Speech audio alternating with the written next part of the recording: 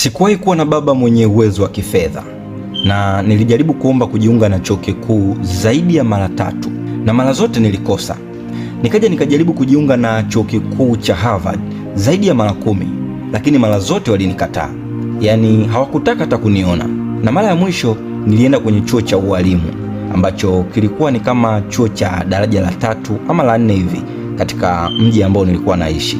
Baadaye nikaja nikajaribu kuomba kazi zaidi ya mara 30, lakini mara zote nilikataliwa.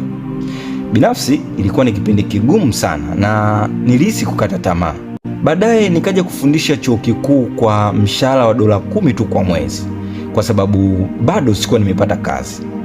Mwaka 1994 nikasema nataka kuanzisha jambo moja ambalo nitaliita mtandao wa internet. Lakini watu zaidi ya 23 waliokuwa karibu yangu walinipinga kabisa. Wakasema hili ni wazo